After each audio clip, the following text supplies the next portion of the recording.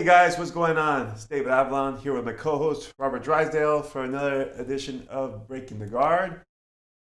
We're in the post-election season, supposedly, although Everything's up in the air right now. No one knows shit about fuck. So I think when I posted on social media, it's like, how are we in 2020 and we're getting worse at elections? It doesn't make sense. No, there's clearly something wrong because this is the richest country in history. It's supposed to be a beacon of democracy, and every fucking year this happens. Like, it doesn't happen in other countries. There's got to be a better way of doing what we're doing.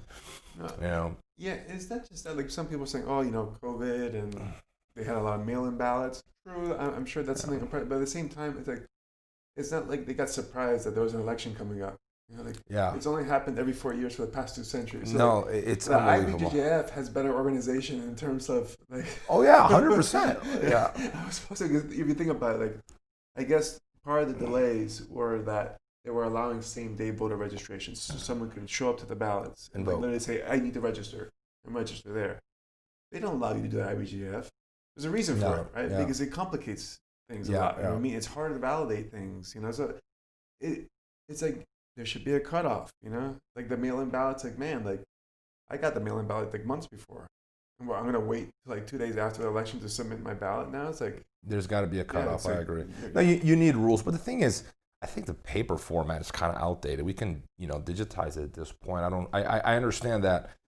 I mean, I remember in Brazil, voting is mandatory. I remember I was living there. You had to vote. You paid a fine. It wasn't a high fine, but you had to pay. If you paid a fine if you didn't show up. Which is, you can argue undemocratic, but at the same time, you get the whole population to vote at least. So there's two sides to it, right? But I remember, and this is back in 2002, they had it's all digital. You press a code and it goes, right? So it all goes to a central, so you can count the votes 2 hours after the election closes, whatever it is. It's pretty quick. I'm not sure exactly how long it takes, but it's a lot faster because you don't have to physically count votes. Of course. It's a system. And I'm thinking it's probably, as long as no one's hacking it, it's probably harder to, for fraud to take place because it's a central. All the votes are going to one place and you got your voter number. I mean, I'm not saying that it's a perfect system, but it seems like there are better ways of doing what we do. It's just that we're doing it the way it was done 200 years ago, it seems like, and it hasn't really evolved. And the electoral college, electoral college. I mean, how can you have less votes and win at the end? I understand that's the way it's always been done, but at the same time, it's if this person has more votes than that one, it's pretty fucking clear to me that this person won, But the way it works, I'm not convinced that's a better system. But again, it's been done for so long. I guess it's just the way it is. I think on the technology front, I agree with you. The argument was that it would be easier to hack, right? Someone, or you're trusting the technology to do the job, and maybe someone has a backdoor. Fair enough, but is that any better than what's going on right now? Because right now there's all sorts of scandals going on. People saying they were injecting ballots overnight, and they're people not counting certain ballots. There's dead people voting, so it's it's not like the paper system is any safer. It seems like it's just as rife with corruption, particularly since there's so much time. And I guess some districts now, here in Nevada, there's protesting in front of balloting stations because I guess the people at the stations were blocking off the wall so nobody could see what was going on. And there was supposed to be transparency. You're supposed to be able to watch people doing their work. So it's in other words, it's not any safer. There's scandal, so there's vulnerability everywhere. But I agree with you.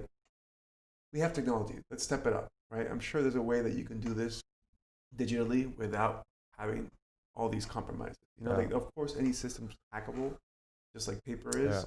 But this is getting a little silly now. I think paper will be easier. I feel like, and it's not. It's slower. Because imagine you have for example, you have this county and it's fiercely Republican or Democrat, whatever the case.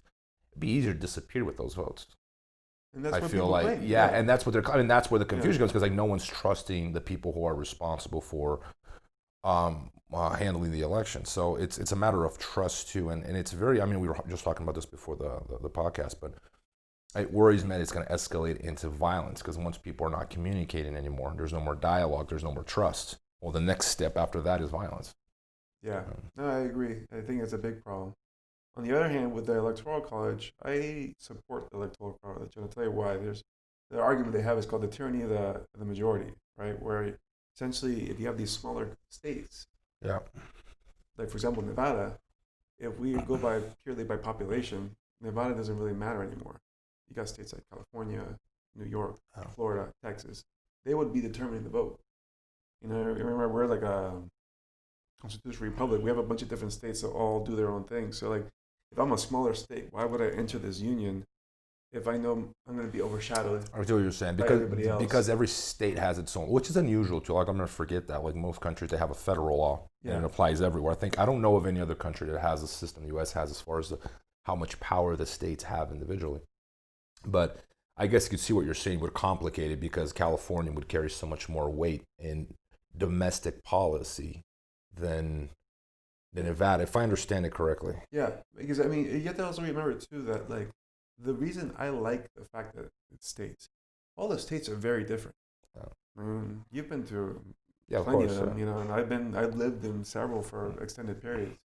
West Virginia is very different than Florida, and there's Las Vegas, and there's Washington D.C. So like this type of rules and the ways they live over there are very different and wouldn't work if you apply the rules of California or the rules of New York, right? Yeah. So I agree in having the states separated, you know. So when you just say pure direct democracy, that kind of weakens those states. Like they already get very little representation as far as like you don't see like lots of campaigning in like the Dakotas, for example, right? Imagine if they did just direct democracy. There's like, what, 100 people who live there? Yeah. Just be forgotten, you know what I mean? Yeah, I mean, like once again, like the state law does change things a bit. So maybe that's why they do the way it does. But in my head, the more direct democracy is, the better it is, right? Like the alternative is worse. But like I could see complications if you're a very small state, I guess. But, you know, here we are, man. Like, I'm not sure what's going to happen. I just hope that people don't go at it and they accept whatever the results are. Like, I can have a preference. This happened recently in Brazil. Like, you know, the guy who's the current Brazilian president, like, I don't like him for a variety of reasons. But, you know, when he won, I accepted. Like, he's Brazilian president. Like, I don't have like, oh, he's not legitimate. It was like, he won, you know. I got plenty of my friends voted for him. I totally believe that he won the elections, right? I don't think there was fraud, but like it's interesting to see because it was actually closer than people thought it was going to be, and there were a lot of people on his side who were talking about, you know, intervening in a military coup, and which in Latin America is like very easy to happen, and it doesn't take much. The military the generals get bored. That's my theory. There's nothing going on in Latin America. They've never seen a war, so they can't wait for an opportunity to get involved in some kind of action. But and I think that's kind of what would happen is had they lost the election, they would have intervened. I'm not sure all sides are accepting of the result, and that's the part that worries me. It's like, hey man, you lost. That's your new president. Except you don't have to like him. Yeah. But you should support him. He's your president. You should want him to do good. You should want him to do great. Like, and any kind of boycott is, and really not even directly a boycott towards your own country. Yeah. Because at the end of the day, that guy is leading you and the entire nation. So you ought to be supportive. Yeah, I agree. And it brings us to the topic that you had forwarded me an article on some news organization that was saying that was it called QAnon? Is it QAnon? Yeah. And that the UFC is a almost extremist right organization that's promoting fighters. You know, like I guess they had Colby Covington by name, and they had one guy they weren't referencing by name. Oh. And of course, Eddie Bravo is. It was something. Is listed as essentially giving airtime to, like, you know, conspiracy theories and whatnot. I thought it was pretty funny. Like, now we're being painted with this broad brush. You know, I don't mind. I think that everyone should have an opinion on politics. Politics is one that it's almost like a civil duty to have an opinion, an informed, educated opinion. But everyone should be somewhat of an expert on the topic because your livelihood and the livelihood of your family and your country depends on it. So everyone should be informed. Everyone should participate. My issue, and the reason I see that article is just like how widespread the whole conspiracy, everything is, it is because it probably is. Like there's zero skepticism. Like people want to believe something, and they just jump to immediate conclusions because it probably is. And I think the conspiracy theory thing, it's never been worse. I don't know, man. Like the last 10 years, I've seen a big shift in people. The other day, someone was telling me about, the globalists. There's a new one. Ever heard of that? I never heard of it. There's a new one, the globalists. I'm like, who's that? Oh, it's the Chinese and the Canadians. I'm like, wait, slow down. I heard the Chinese Canadians. I heard and the Rothschilds. And then it's like, it's this way of spinning the world, because the second you have the Illuminati or the globalists or any kind of, a room of people, that are really controlling the world, it's so easy to get rid of the problem, right? Because you get rid of that people and you solve the problem. Yeah. And the problem is always much bigger. It's not so simple. Clearly, there are people that have a lot of influence on how the world, on what happens in the world, more than me and you. But to say that if you got rid of those people, we would solve the problem, that's like a whole different statement, right? So it's such a simplistic way of looking at the world and trying to solve the world's problems, is saying get rid of these people and then everything is going to fall into place. Yeah. I think it brings you to a point which we also were talking about, which is people have lost a lot of faith in public institutions, especially here in the U.S., like the advent of the word fake news, which, who coined the term? Donald Trump? No. Hillary Clinton. She coined it. She coined it, but she didn't use it. She said it once, and it caught on. And then Trump just picked it up and I'm going to run with this thing. Yeah, she started it. Yeah, but she had coined it. I learned that recently. But we lost faith in government. We lost faith in this. It's particularly with a lot of the scandals. Like, for example, I just watched the Edward Snowden, documentary, and then we saw the film version of it. With Joseph Gordon-Levitt, and people have seen that, and then they get, hey man, we've been lied to this whole time, and it creates a lot of skepticism. And I think when you have an intense level of skepticism, these conspiracy theories start looking more and more alluring. Right? But then you need skepticism to expose those, because if you put them to scrutiny, like they very, very rarely they stand.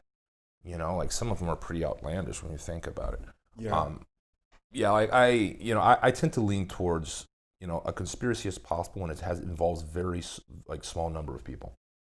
So if you have we're going to conspire to do something, just me and you, there's a good chance we get away with it. Once you get 5,000 people involved, that's a lot. It's, what I'm saying, and that's when people talk about 9/11 being a conspiracy. I'm like, how how many people would have to be involved to pull something like that off? Like, think about it. They're planting bombs on every floor of both those buildings. You know how long that would take? You know how many people, the cleaning personnel didn't see anything? No one saw anything? You know how many people at the government level would have to be involved for something like that to actually take place? Yeah, we're talking hundreds, if not thousands of people. There's no way you can pull something like that off without it leaking. Especially at the edge of the internet, everything leaks so quickly. Now, if that were just me and you, or just one person, suppose that were possible, that's believable, because you're going, well, that's not really a conspiracy if it's one person, but if it's two, it is. It's more believable because, the odds of something going wrong, or one of us talking, or information leaking, or communication leaking is pretty slim, right? That was the FBI's nightmares of Ted Kaczynski, the Unabomber. Yeah. It's a one-man operation. How do you catch him? Yeah. He's not communicating with anyone. He's not sending emails, letters. It's just him and him. How do you catch that guy? That's a much bigger problem. That is something you say something like that, believable. But to say that the man didn't land on the moon, you know how many people at the NASA level would have to be involved to pull that off? Every single one of those scientists said, yep, we're just going to go run with it. Yeah. No, and not only that, the Soviets would not call us on our bullshit. Yeah. Our biggest rivals at the time, they'd be completely, notice that they never said anything about that. Yeah. The Soviets, the people who were most interested in winning the space race. Exactly. And they're like, well, no, you guys won. And they're quiet about it, yet, people in the US are like, no, it was fake. It was man, it's a bit of a stretch there, That's what I found funny about that article, because the people they were leading with was Colby Covington, which is a over-the-top character at this point. He plays the part. He knows what he's doing. It's not he's not being a serious person. No. And then you have Eddie Bravo, who funny guy, and he contributed a lot to the sport. But as far as a thought leader, I don't really think of him as I wonder if these guys believe that, or if they're just doing it to get attention. Because when you say outlandish things, people end up talking about you we are now. Sure. So it works in terms of marketing. It works, but I don't think that people actually believe that. Yeah. I have my doubts. Do you actually believe the Earth? All these physicists, all these, everyone is wrong, and you are right based off of some internet article you read. It blows my mind that anyone would be that arrogant. But I guess some people do believe the Earth is flat. Yeah, it's pretty crazy in this day and age. 'Cause it's funny. There's like this one famous tweet where I guess they had the Flat Earth Society. Yeah. And he says, "Oh, we have members all across the globe." Yeah. And someone goes, "Globe." I saw that one, and then another comment read something like, "Read that one more time very slowly." Yeah, no, but it's pretty remarkable that people are they're just willing to believe anything, and then they got to spin it in a way like the globalists are coming. I heard that one recently. I'm like, what the fuck does that even mean? You know, and there's a conspiracy of the coronavirus. The whole world is conspiring. Like every government in the world got together and they agreed on something. Whoa, that's a big event right there. We're talking hundreds of countries here, and you guys all sat down and all secretly agreed that we're going to run this coronavirus thing to keep people locked at home to control the population. That's a pretty big statement.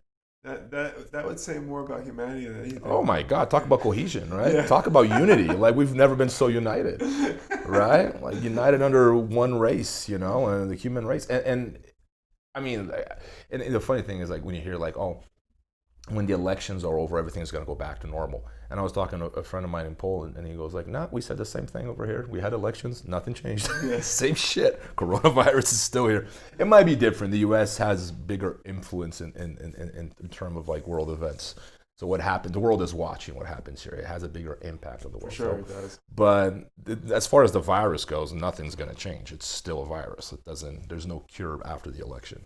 Yeah, that is for sure. You know, and in the conspiracy theory front, we're not immune to this in the martial arts either. With we had our guest McDojo Life here, and he combats a lot of this type of stuff. And these people who teach like the mysticism or the mots and death touches, and you think in this day and age that wouldn't fly, but it still does. People want to believe it, yeah, because it's fantastic when you think. It was worse before. People think it's bad now. Imagine when people get called on their bullshit. Like I've gotten some flack over, you know, me not putting, you know, some of the historical figures in terms of martial arts on pedestals. You know, because I think they're a bunch of liars for the most part. Like these people lie because we think, oh, he's 90 years old, he does't lie. Like no, it's worse. The older they get, the more they lie. It's the other way around. And I feel terrible saying this because I don't want to take credit. But we interview these grandmasters, and I don't know if they're lying, if they're aware of it, or just making shit up. But like they seem to think that because they're 90 and no one challenges them, it must be true, right? Yeah.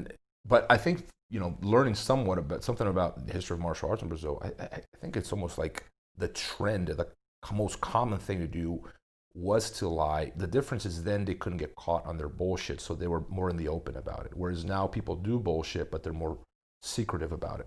So Instagram is a perfect example. Everyone's portraying a life that is not real. Everyone acts like they have more money than they do.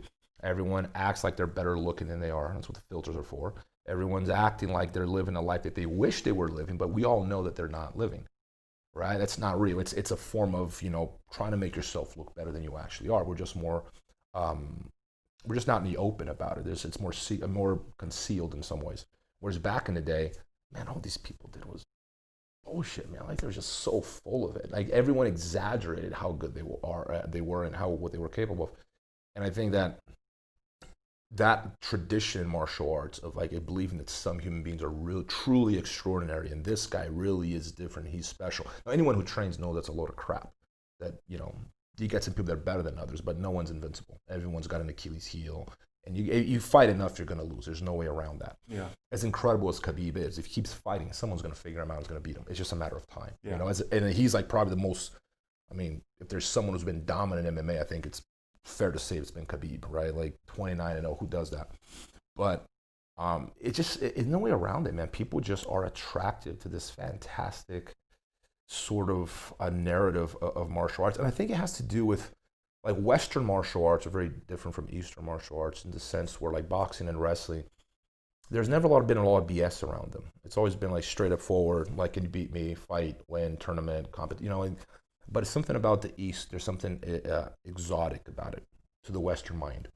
There's something like there's a mysticism around the Eastern martial arts. Everything that is Eastern is supposed to be in some way, you know, a little more magical, mystical. That's why you see like people that believe that. I mean, the Shaolin monks, I understand they are true athletes, But there are people who believe that they can pull off shit. Like they would walk in the UFC and win.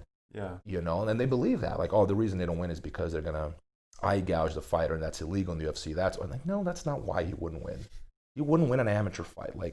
But like people, they want to believe this. And it's so ingrained in the martial arts culture. Well, I think that's a good point you bring because you don't see this happening in sports for a reason. Because it's tested all the time. Yeah. Right? Like, there's nobody who believes in a football player who can do some type of, who could throw 100-yard passes or, sprint super fast because, like, let's see it. Right? But in the martial arts, for a lot of times, they wouldn't compete. Right? So it's like, how do you know? And then they make a story, right? Yeah. Especially, and it might not even start with the guy the story's about. It might have just been his students. Like, oh man, my sensei, he can tap out 10 people, just like this. And like, and then the legend begins, And especially when there's no internet, there's no video, there's no way of comparing people or seeing it. Everything just lives in folklore. Yeah. But I think now, particularly, we go back to UFC 1, and nobody was thinking, Royce Gracie's going to win this thing, right? No. Yeah, they had the French Sabata guy, the sumo guy, and it was like a total toss-up. Nobody had a clue. If we actually knew what was going on, it would have been really easy to pick the winner. I think the public didn't. I think there were people in the background, obviously, like Horian, like had a very high expectation for Royce. For sure. There are people that knew because like that had been an old tradition, but the average spectator, the average American watching those first UFCs, they were really curious to see because they didn't even see fighter, they saw style. Yes, that's how it was branded too. Exactly, that's what was different then. It was style versus style, right? And like you said, the Gracies have been doing it. They've been testing it in the challenges, so they already knew what would happen. Yeah, everybody else was clueless. Yeah, had no idea what the hell was going to go on. It's pretty surprising when you think about it that because now we take wrestling, grappling for granted as far as martial arts, but up to 93, that was not a thing in the U.S. Yeah. Like, people did not consider it part of fighting. That was that one guy who walked in there with a boxing glove on. Remember that? Yeah, Art Jimerson. Yeah, he had a box. Like, dude, this guy is so clueless. That's what's going to happen. He thought he was going to be boxing. Imagine walking in there with a boxing glove on. Yeah. But it goes to show the level of ignorance of the general public in terms of fight. And when you think about it, it doesn't take a genius to figure out that eventually you're going to grapple. Like Bruce Lee called it. Like he you got to give him credit. He foresaw a lot of the things that would happen in a real fight. Yeah. Granted, he never fought. You got to keep that in mind. Yeah. People talk how great of a fighter he is. Like, when did he fight? He never fought, right? Yeah, so they have all these underground matchups supposedly. I'm not saying he wasn't good. He might have been phenomenal. My point is we don't know. Exactly. Because we've never seen it, right? But you got to give him credit for as far as his theory of what would happen in a fight. He was on the right track. He wasn't the only one, right? Like Japanese shutos always existed. It just never, became a thing. It never became as big as the UFC, but it was basically very similar to the UFC. It could have taken off, it just didn't. And I suspect that it was, because it was in Japan, and I think that the Gracie spin to it added like a layer of curiosity. It made people more curious about what was happening there in the way that Shuto maybe didn't. But I think the style versus style thing was a big. That was a big one. That was a big thing. I think that was. Yeah, Shuto was always just, from my understanding, it was Shuto. It was pretty much MMA. There was very little differences. So there was no contrasting. There wasn't like who's is better, and we love to see that type of stuff. There's no story behind it. Yeah. With the UFC, there was definitely story. There was like, okay, we have this guy from Brazil, and then we have this the sumo guy, and then we have the French Savata guy. Yeah. And there was a shooter. It was like Street Fighter. Yeah. Exactly. I think that's how I saw it as a kid when I first saw the UFC. This is like that Van Damme movie. What do you call it? Is it Bloodsport? Bloodsport, yeah. That's Street Fighter. That was the UFC. In my head, it's like Bloodsport meets Street Fighter, but for real now. Yeah, it wasn't too far removed as far as rules were concerned. Yeah. This is no eye gouging and no biting. We're missing like shurikens and Hadoukens, but like other than that, man, it was. I have nostalgia of those days. Like someone just sent me recently like a commercial of like the first UFC. And one, it's interesting to me to see the amount of bullshit that goes into how it was sold. There was so much BS. But on the other hand, there was this nostalgia of that era because there was something very cool about the style versus style thing, which is dead now because now it's become like Shuto. It's one style really. Yeah. There's no such thing as jiu-jitsu versus karate anymore, right?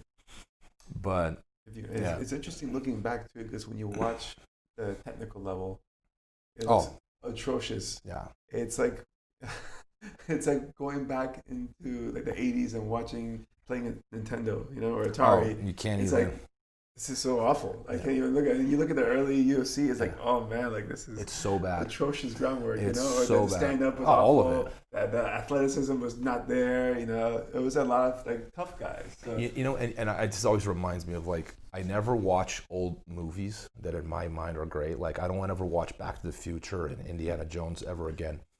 I made that mistake a while back. You ever see Highlander? Oh yes. Highlander classic. In my mind, it was like if you're younger than us, you probably don't remember. Because when I was a kid, Highlander, my mind was like the greatest film ever. It was such the only one, man. Yeah, there can be only one, right? It's such a great story, right? In my head, and I made my ex were like, sit down and watch it. Like, oh, it's just so good. You're gonna watch it. Like 5 minutes in, I'm like, oh fuck! I can't believe I suggested this. It's so bad.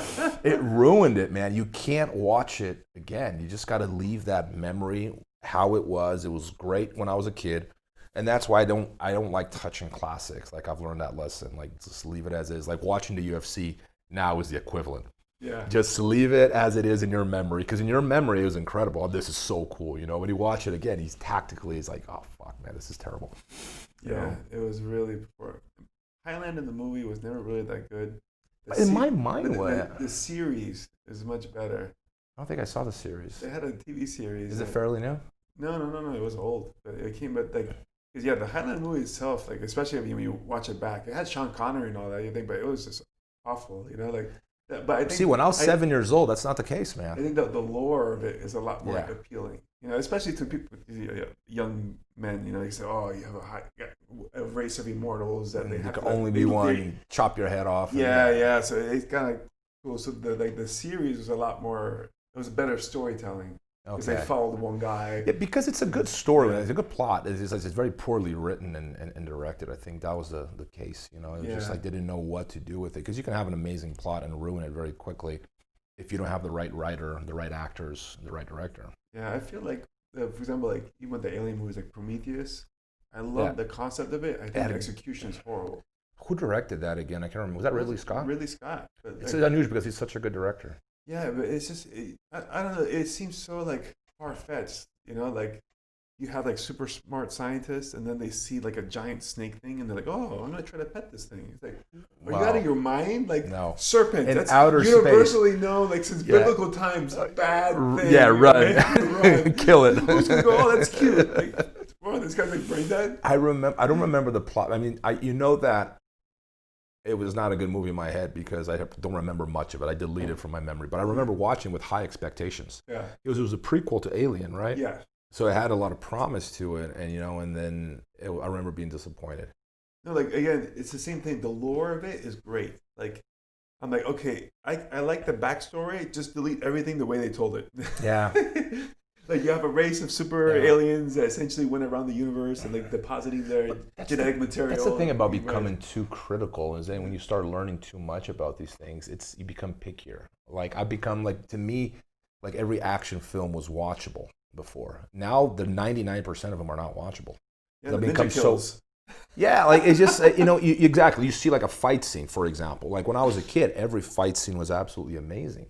Now, like it gives me anxiety watching some of these fight scenes because they're so poorly done.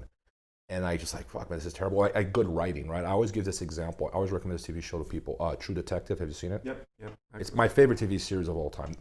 Season 1 to me is like... Season 1's the best, for sure. Is the best TV series ever made, in my opinion. Yeah, the writing, the acting, everything about it. And I always give that as an example of good writing because they kept you wanting more all the time. I mean, it was a great plot and it was perfectly executed, in my opinion. But, and then when you raise the bar to that, and then you go season 2 and 3, which are not bad. If you watch them independent, you think it's bad because you're comparing it to one. That's the standard. That's the problem because the bar has been raised so high now, you can't meet it ever again. And I feel like that's the case with like bands. That's the case with film, with seasons. You can't, once you have like a masterpiece, it's like everything after that is just going to be shit, So these and True Detective, they're not the same storyline. So it still works, but like you're like, man, that first storyline. It was so good. It was killer. But it was not just the plot that was great. It was the combination, the acting, all of the writing was my favorite part. I think he did a great job. I heard that guy wrote it too, and like very quickly. I think he pitched it to HBO, and then they went on with it. And he had to write the whole season in like weeks, like a couple week kind of thing. He really rushed to do it, and he still killed it. So but no, highly recommended. And that was a good one. And I recently watched Social Dilemma. You watch it? What'd you think? Well, I turned off all the notifications on my phone. Didn't? Yeah. So that answers what I felt about it. Very, very interesting. You have that. My favorite was like how there's an avatar of you that Facebook has or Google has, and they know more about you than you know about yourself, which is disturbing when you think about it. You know, the main guy, Tristan, he had done an interview with Joe Rogan just like last week. I watched that, more of the same points, but he did have a very interesting quote that I thought was very illuminating, because I guess there was this, I forget the title of the book that he was saying, but he like paraphrased like the foreword of it. And pretty much he said that the author was right, when 1984 passed, everybody in the modern world breathed a sigh of relief that Orwellian's vision didn't come to fruition. But what they didn't realize, there was a greater fear that was coming, that was older, but people had forgotten, which was Aldous Huxley's Brave New World. Yeah. Whereas Orwell was afraid of tyranny from the government by using fear and oppression, Huxley was afraid of tyranny of people submitting to their pleasures. Yeah.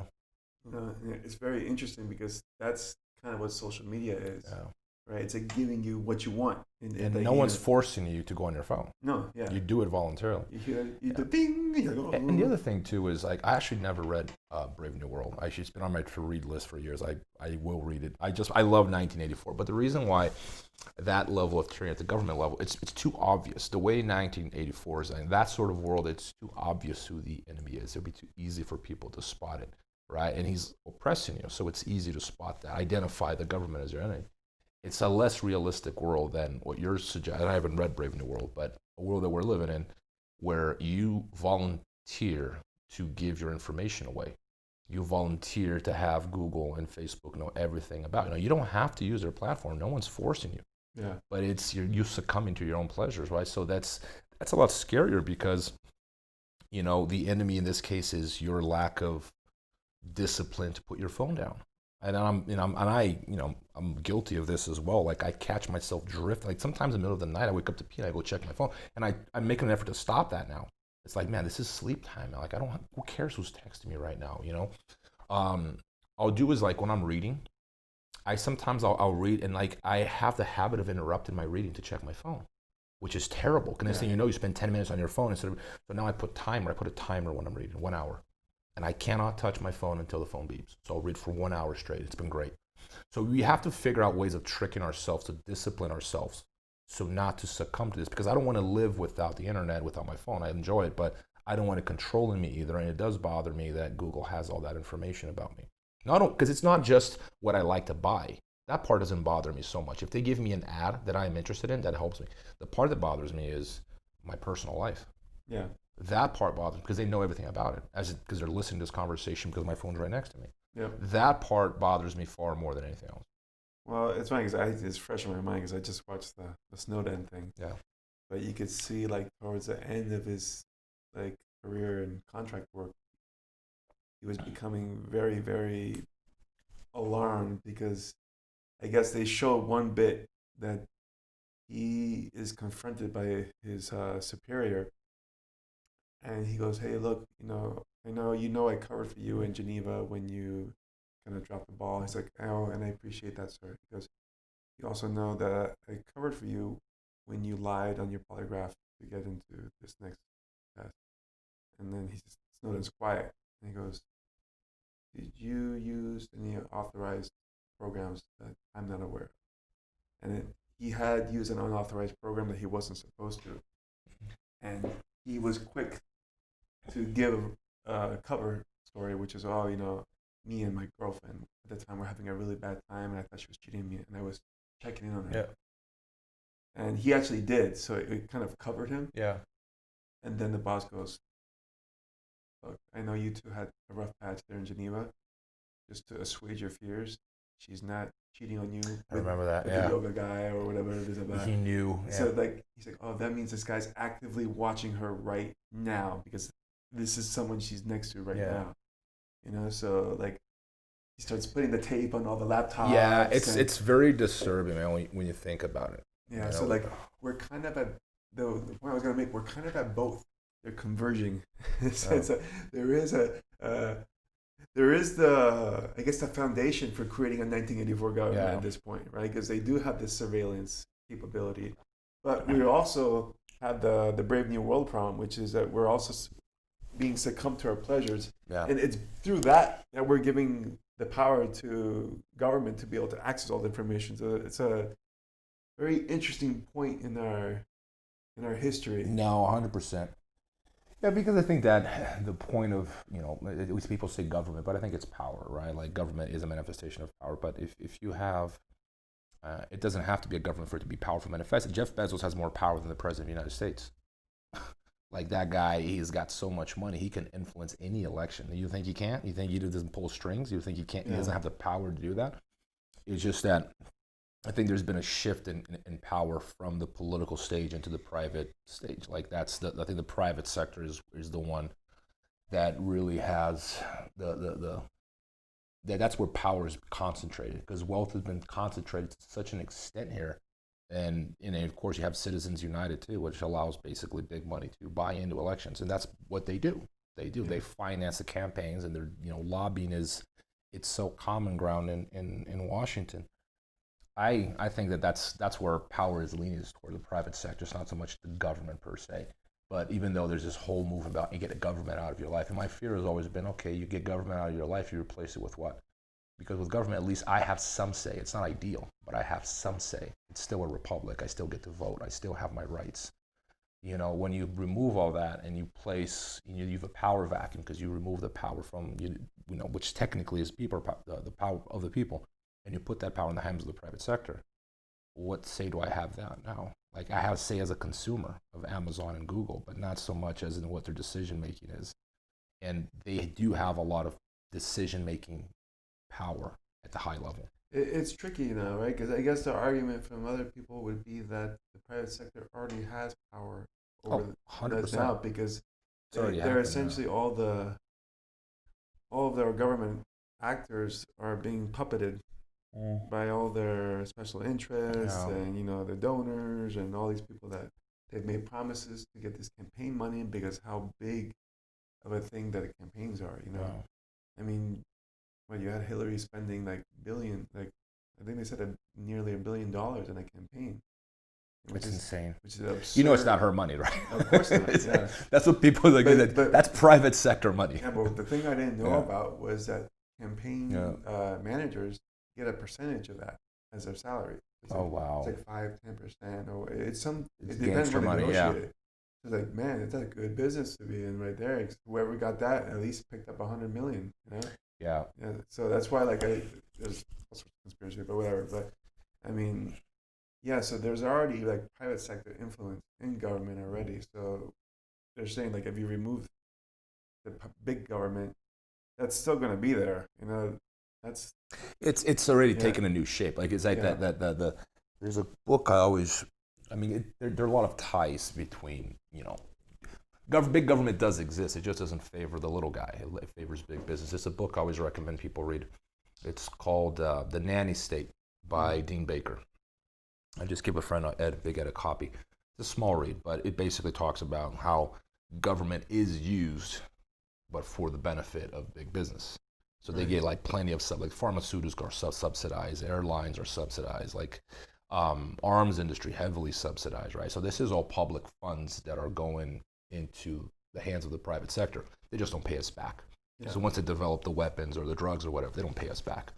right? The drug is theirs, they patent it, whatever. But the research was done with public funds, right? So that's a form of corporate welfare. It doesn't come up in conversation because both parties, these are the people who are financing their campaigns. But that's why it doesn't come up. It's a huge issue. And it goes to show that there's a lot more ties between the government and big business than people would think. They're essentially I'm not saying they are the government, but they're the sponsors. They're the ones behind it all. And I think there's a quote from John Dewey. It goes, "Politics is the shadow cast on society by big business." And there's a lot of truth to that. Big business is the one politics is just a shadow of something bigger. Very interesting. I'm going to go to another movie illusion that you told me. Moneyball. Yes, with Brad Pitt. That was great, man. Yeah. I love that movie. Very good movie.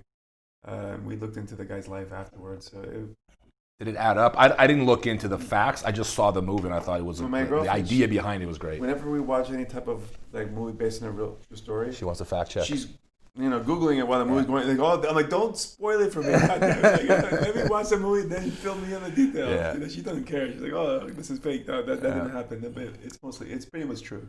He just changed the name of Jonah Hill's character. He wanted to stay private for some reason. Yeah. But basically, for people who didn't watch it or haven't watched it, it talks about how they created essentially a scientific method for picking players rather than based on the popularity or where they came from. And statistics, Yeah, which is crazy because that was in 1997. That's insane. It's so late in the game. Yeah. I thought this was going to be like in the 60s or something like that. I'm like, no, this is like in the 90s, and they were just figuring out winging it. Tradition. Yeah. So pretty wild. And then my girlfriend's like, oh, all the modern sports are now like that. I'm like, well, not MMA. No, not MMA. MMA is still like a popularity contest. Mind-boggling. And jiu-jitsu is the same. And I've made this suggestion in IBJJF before. I've made it to another people like, why aren't you guys collecting data so we can actually find out what's happening in the sport versus what we think? Case in point. When Berimbolo was trendy, everyone, Berimbolo, that's all my students wanted to teach. I learned, right? That's all that I was getting bombarded with questions. That was the theme, right? And then, I think it was BJJ Heroes came up with statistics. I didn't check the facts behind the statistics, but I was trusting of their info, right? And I think Berimbolos were like 4% of sweeps, but no one would shut up about them, right? And I was like, there were more sweeps happening from half guard and closed guard than there were from Berimbolo, but that's not the public perception. If you went by fashion, if you went by Instagram, if you went by what people are talking about, you would think that was the whole story. So this is the beauty of statistics. That's why I like that movie Moneyball so much, because it exposes what you think is happening versus what is actually happening, right? And I think that teams will evolve into training their athletes based off of statistics, right? And I kind of do this already. I don't have like the statistics in hand, but I have a good idea of what is common. Like, for example, the most common takedowns from my experience are double leg, single leg, ipponsionagi, kataguruma. Those are probably the 4 most common takedowns, right? Those are the ones I work on the most. Yeah. Not that I don't show the other ones, but they're a smaller piece of the story. The most common path to submission in gi and no-gi, my guess is passing, turtle, back, rear naked choke. Yeah. I think that's the most common pathway, right? So I always have my guys start in turtle position because I think it's just such a common position to be in, right? And then when you do that, you can really hyper-focus your training. Like right now, there's a trend with leg locks. Everyone's leg lock. My question is, are leg locks that big of a number in the equation? I think it's actually smaller than people think. But they're somewhat trendy, so they draw a lot of attention. So when someone catches someone in a heel hook, it becomes a whole story. When someone catches someone in a rear naked choke, it's like, just another rear naked choke. But in fact, I haven't done this, but I believe if you looked at numbers over the last 2 or 3 ADCCs, and you went, what's the most common submission? It's still by far the rear naked choke. Yeah, we'd have to be able to. It would be great, like you said, if a major organization like IBJJF actually had the work of tabulating results. I can see how it would be more challenging because they had 8 mats going on or 16 mats going on at once. So that means they're going to have somebody at each. Well, they have to record everything, and someone's going to have to watch every single match later. Yeah. Right, and take notes, which if you're going to pause it and take notes, it's probably going to take 40 minutes for each match. Yeah, and the complexity behind it also makes it trickier, right? Yeah. Because it's easier in baseball, hit, bunt, ball, foul, so there's a lot of gray area in fighting. There's 4 things, and jiu-jitsu we say sweep. Okay, but what type of sweep? Well, it's a berimbolo, it's a hip bump, it's Not only a that, flower. Was it an actual sweep? Yeah. Yeah.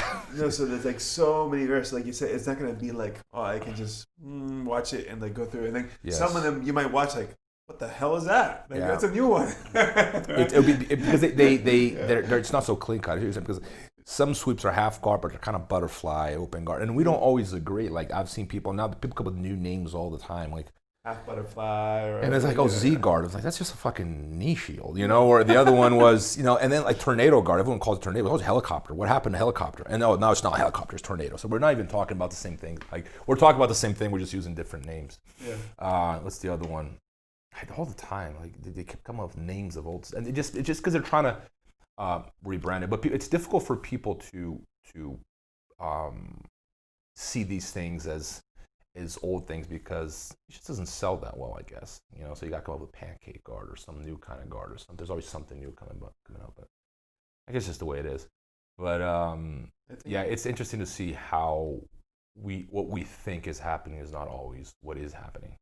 I think MMA is probably closer, and it actually has the data now. At least in the UFC, they're doing strike counts from head, body, leg, and they're doing ground striking, takedowns, submissions. But it doesn't seem to be a deciding factor as far as hiring people. It's just tabulated. So at some point, I wonder if they're going to actually move off of WWE pure marketing angle to like legitimizing, like we're picking the best athletes based on the metrics. I don't think they will, man. Yeah. I think it's because the priority of the UFC, you got to remember, it's a business. It's aimed at profit. I think good quality fighters is a second concern. It sits below making money.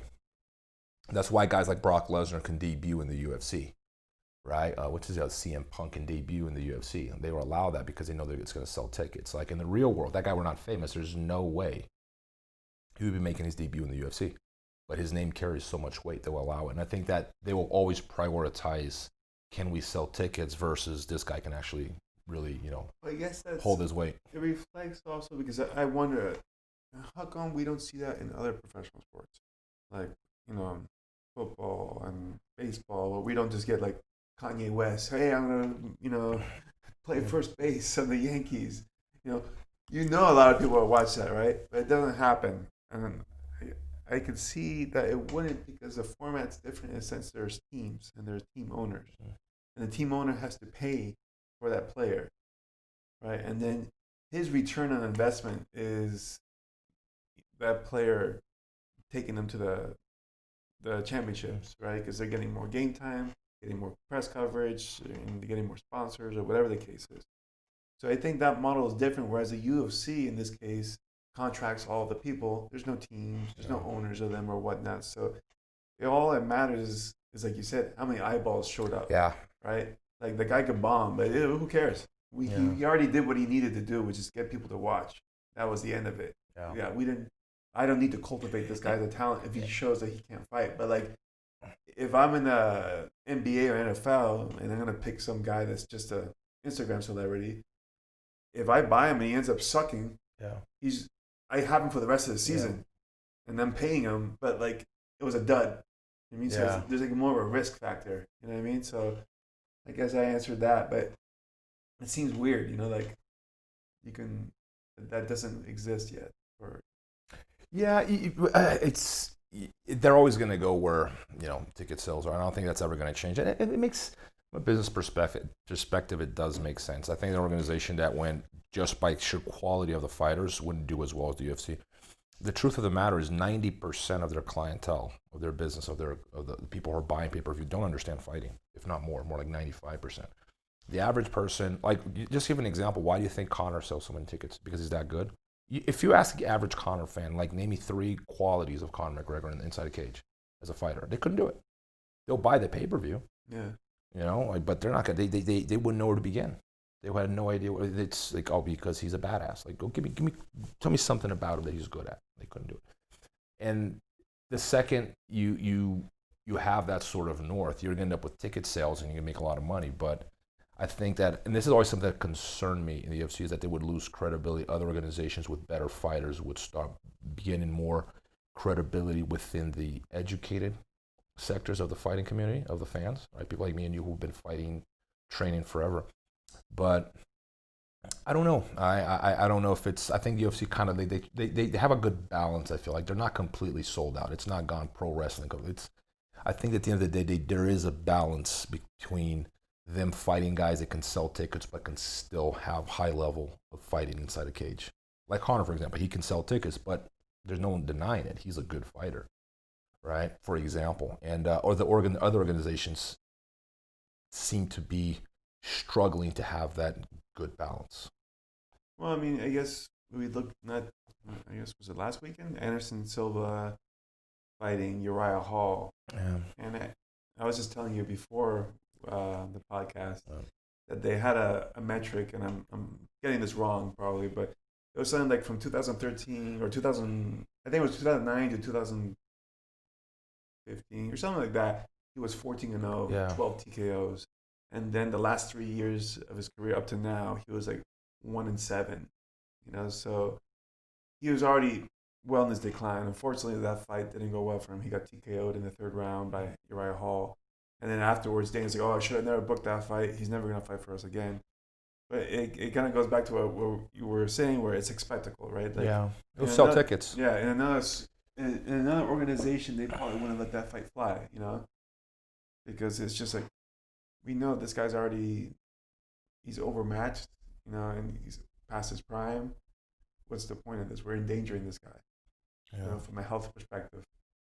But it is weird for me. Like, I would like to see the sport be more professional in a sense, rather than just by more meritocracy, if you will, rather than... Yes, I agree. I think most fighters, most of the hardcore fans would agree with it, but we're the minority. And I think one of the reasons why the UFC has been so successful is they understand that me and you are the minority. So they're not going to create rules or systems or create policies that, you know, are things that we would concur with. They're going to go where we're... That's what good business is at the high level. It's just nothing sensing which way the wind is blowing. And then you change accordingly. If the majority of people want this, well, that's what we're going to do. If the majority of people want that, and that's sort of their north. And I mean, I don't like that, but like, there's a reason why they've been so successful. Like my dad doesn't necessarily, you know, never trained before, but if he hears enough about a fight that's pumped, that if it's sold well enough, like, he'll buy the pay-per-view to watch, even though he'll never step foot in a gym. And I think the majority of the population is like that. If you hype it up enough, they're going to buy. Well, it's interesting. The last mega pay-per-view, if you will, was Khabib Nurmagomedov with Gaethje. And he retired after that fight, supposedly. But MMA retirement. I think he'll come back. Yeah. You never know for sure, but their pay-per-view did 675,000 buys, which isn't bad, but it wasn't great either. Oh. Earlier, the biggest pay-per-view of the year was Usman and Masvidal, which had 1.3 million. Yeah. And they were both in Fight Island. Yeah. So it's kind of interesting that the disparity was so big, considering that they were saying that Khabib was going to be a bigger draw, because he got paid a guaranteed 10 mil. I heard 12. The 12. That's what I heard. I don't know how accurate that is, but yeah. So, I mean, that's pretty impressive. But it seems like a miscalculation in the sense from the UFC. Like, he didn't draw in as much as I guess they would have hoped he would have drew. Yeah, maybe. I mean, I think people were more eager to see Khabib and Ferguson. Gaethje had like a quick rise to the top of the UFC. I don't think he built a solid fan base. No, it was kind of. I think it was fairly quick, because I had never heard about him. Next thing you know, he's like top 5 in the UFC. Yeah, I know his UFC start wasn't great, but then he skyrocketed. So I think that might have something to do with it. I think a lot of people might have felt that, Khabib's going to kill this guy, because in people's mind, like, Ferguson was a bigger challenge, or someone like Conor was a bigger challenge with Gaethje. They may be people that, once again, the vast majority of people who understand fighting would have felt that, okay, this is going to be a much easier fight for Khabib. I would like to see numbers on the Dustin Poirier fight with Khabib. What was that like in terms of sales? I wouldn't know, but it would be interesting to see. Just to compare, to see if he's actually, because it might be that it's one of those things, if a guy's so dominant and everyone feels he's already going to win, then it's nobody cares anymore. No one cares to watch it, which is terrible when you think about it, because like the better you get, the less you sell. Like, how does that work? Honestly, for me, that was kind of the deal. I didn't get into that pay-per-view. I was like, I didn't see KG making it. Like, I'm like, he's gonna get taken down and beat down, and pretty much is what went down. And the funny thing about like Khabib striking, it's not great, but it's good enough to keep everyone scared. You know, like, well, he showed he had power, so you had to he hits hard. Yeah. So you have to respect it. But he's not like the most he's no Anderson Silva on his feet. He's like what's the other name of the? I always forget his name. Adesanya. Like he's just such an articulate striker. Khabib is just very one-dimensional, 1-2. Like he's not very super articulate with his striking, but he's good enough to keep everyone shit. Is he going to shoot? Is he going to shoot? Is he? Because everyone's really worried about the shot. Of course. And then that's when the right hand hits. You know, like something else he throws, right? And then there comes a shot. It's such a he's such a perfect combination of a good wrestler with good grappling, and his striking just being just the right amount to get where he really wants to be, which is on that fence. Yeah, and he's a no doubt tough guy. Apparently, he had a broken foot. Yeah, I heard that. And he had the mumps, which apparently I don't know much about. From what I heard, it's kind of like normally you're vaccinated from that if you're in a Western country, but obviously he's from Dagestan. They probably don't give vaccines. I wouldn't know. They wrestle with bears and that's about it. So apparently it's supposed to be really bad, like genital itching and whatnot, and like. I guess it can make men sterile. So, I had mumps when I was a kid, and you know they told me just lay down the whole time because it can go down. Like I can move. I don't know the details, but yes, I heard it can make you sterile. Yeah, but it's for like. If you really had that during a fight, that's impressive. Because how do you prepare if you have something like that? Because when I told my girlfriend that, she's like, he would have been so uncomfortable for the whole 2 weeks. You know, not only mentally, I think he's got to be one of the strongest guys out there. And that's why I admire him so much. He was like, I actually he always liked him, but he went up my on my rankings a lot. Probably my favorite fighter of all time at this point. Him and GSP, because I remember like with the Conor fight, like he kept his cool the whole time. And Conor insulted his religion, his family. Like over there, they take that shit seriously, man. Like here, you talk shit about someone's religion and mom and dad, and like yeah, you kind of mad. But over there, like I'll kill you. Yeah. You know, they get and he handled. Man, he was cool the whole time. Like he tried to get into his head the way Conor got into Jose Aldo's head, and Khabib was just stoic the whole time. He just focused on the mission, and you can see he was bottling it up because when the fight ended, that's when he got angry. That's when he got physical. Yeah. And that's why I admire him, because you can see that what Conor was doing was working. Yeah, it was working. It's just that he kept his cool the whole time. It's like you have to be incredibly mentally tough not to let that emotion come out at the wrong time. And that's what he did. The emotion did come out at the right time after the fight. Where he at that point didn't care what was going on. Like, I beat you, now I'll lose my mind, you know? Which is very, and I mean, you can see that he was holding on to it. It was just bottled. He's very vocal about his religion. Like, he just had, after the fight, he got into this thing, I guess. With Macron, I saw that. Yeah, I guess they had some scandal of some sort because I guess some teacher was showing a comic depicting Muhammad. Yeah. And they don't play with that. Yeah. No, it's funny, like South Park season 1, they have Muhammad is in there. They just never got in trouble for some reason because, when was the first season of South Park? 90-something? 98, 90, I wouldn't know. But I've seen it. I actually have that episode somewhere on my laptop. It's like, man, they never got in trouble. But like people have, but now it's such like a politically loaded issue. I don't want to get into that, but I believe in freedom of expression ultimately. But at the same time, like, why do you really want to piss people off that badly? Like, what are you gaining? Is there a purpose to this? Because freedom of expression should be something that serves a purpose. That is. Yeah, but like if you're just doing it to piss people off, it's like, okay, you pissed them off, all right, but what's been accomplished, Well, it's interesting. It's a complicated one. Because people worry about the slippery slope thing quite a bit, right? Like if you're. Yes. I believe I was just reading something. I could be wrong, or I read or heard something rather. The ACLU was actually founded like one of the things that helped start it was the fact that I guess neo-Nazis wanted to protest, and it was Jewish lawyers that were defending their right to protest. Yeah, and they had recognized that, like, hey, if we don't let these people protest, then one day it's going to be our voices. It's going to be ours. Yeah.